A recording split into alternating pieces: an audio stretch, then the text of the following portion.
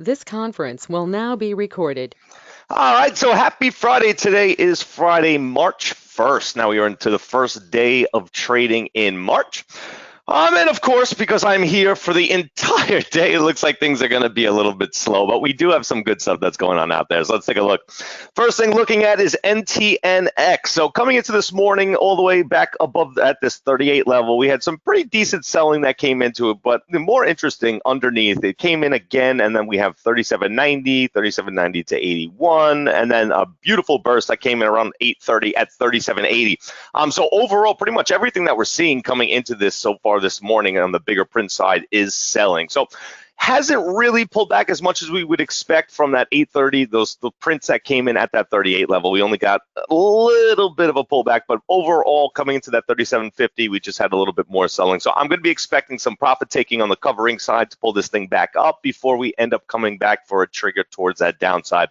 But one thing just to keep in mind that pretty much this entire morning that everything that we're seeing on that bigger print side is selling, especially underneath that 38 level. So looking pretty good there, especially if we come over to the aftermarket from yesterday. We're coming to that double bottom. It's not so far. It's about $1 away, but we have a pretty perfect setup coming in with that amount of selling.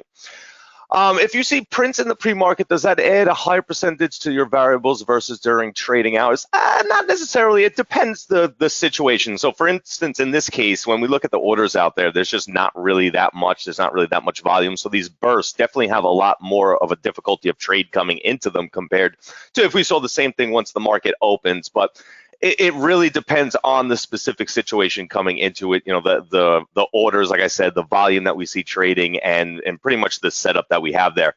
One thing that we do understand, though, is that the bigger shares, for the most part, that we see during the pre-market are going to be more of smart money market makers rather than retail. Most retail is not going to be trading during the pre-market.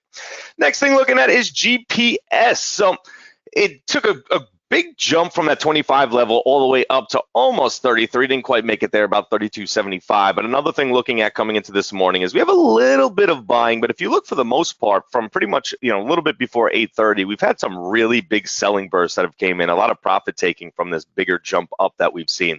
You have a little bit mixed at that 30.50. You have a couple ask prints, a couple bid prints, nothing really too much going on there.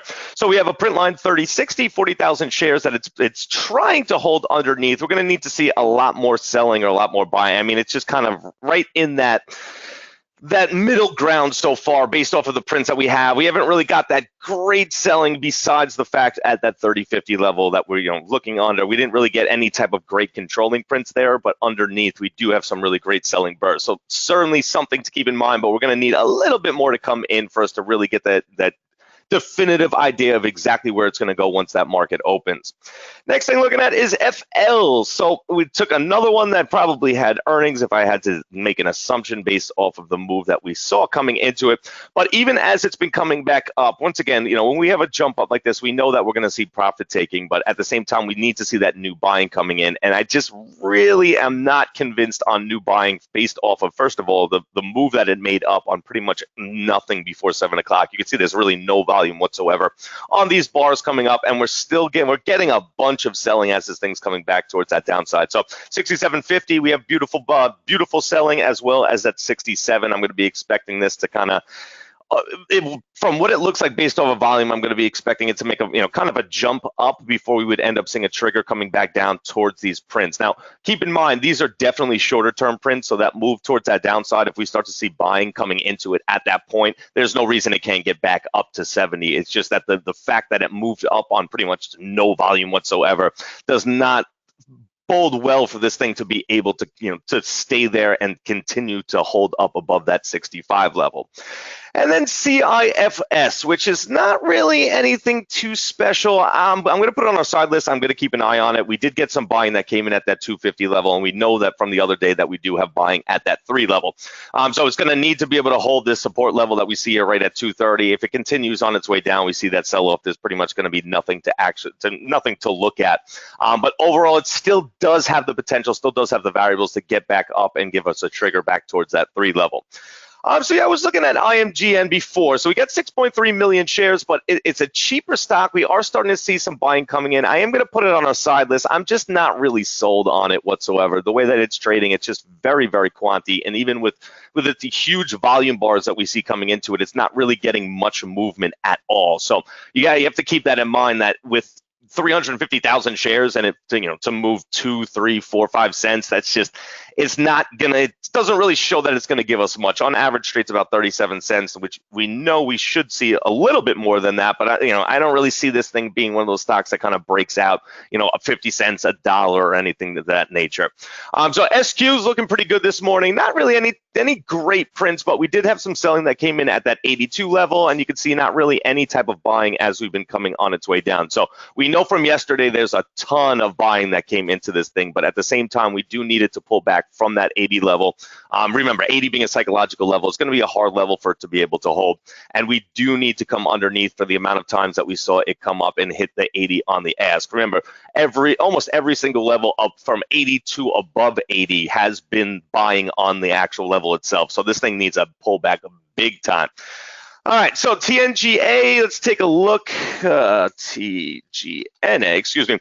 Looking at this before, this is another. Ooh, this is definitely. Is this the one that you met? Because there's absolutely nothing going on in here. Jumped up a little bit, but not much. And then Tesla, I was looking at it before. Tesla's one of those stocks. I mean, it's so expensive to trade. I mean, if you're going to be trading options, that's great. And it's not, not going to be as expensive, but just not really any type of prints that I've seen come into there this morning that I really have any type of interest in. So for such an expensive stock, I'm going to need to see a real great show of hand, and unfortunately it just does not show that. And a few other things I was looking at. PBYI is the top gainer, 67,000 shares, though it's just there's not really much going behind it. On average, trades about 750,000. So I don't really see this kind of getting the volume that we need to be able to trade it once the market opens. And pretty much other than that, all of our everyday stocks are at a standstill. Not really much that's going on there. TD. Okay, I was going to say TNGA is just, it's not it. TD. So same type of deal. Not really much that's going on there either. I don't know. Might be looking at something different. So other than that, guys, it's a little bit slow out there. We haven't really got any type of great show of hand that, that I'm really sold on. NTNX by far is probably the best thing that I see going on out there, just because it's pretty much full with that bigger selling from everything that we've seen. And then SQ, I really do like, just based off of the story that we have from yesterday. All right, Vale, VALE. So made a bit of a move coming down this morning. I mean, that's some huge volume. Let's see if we can get to 12, if it shows us anything.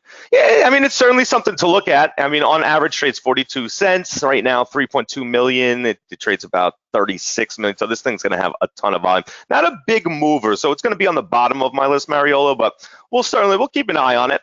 And then Apple's the same deal as what we talked about yesterday. We have great buying that's sitting at that 175 level, and it's been kind of just pulling back from there. Overall, we need a very, very big volume day, but coming into the morning, 96,000 shares, not something that I'm going to be looking too much at. And then NIO, I'm not even going to go over it, because if you go into the chat from this morning, Pritesh pretty much has given us an exact walkthrough of what we're going to expect. Remember, it's got just a huge amount of buying that came into that 10 level. So certainly going to be certainly looking bullish. At the same time, though, would I expect a little bit of a pullback? I would. It hasn't pulled back as much as I would like. I mean, don't get me wrong, it's satisfied its pullback, but I wouldn't be shocked to see them bring it down a little bit more. They've taken a lot of time building their positions at each level, so it hasn't been a quick thing for it to print at a level and then just kind of break up above it.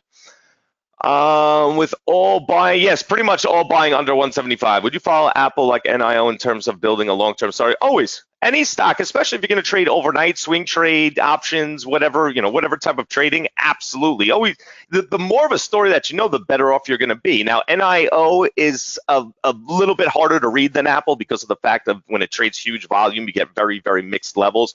But the better the story that you have in a stock, the better off you're going to be.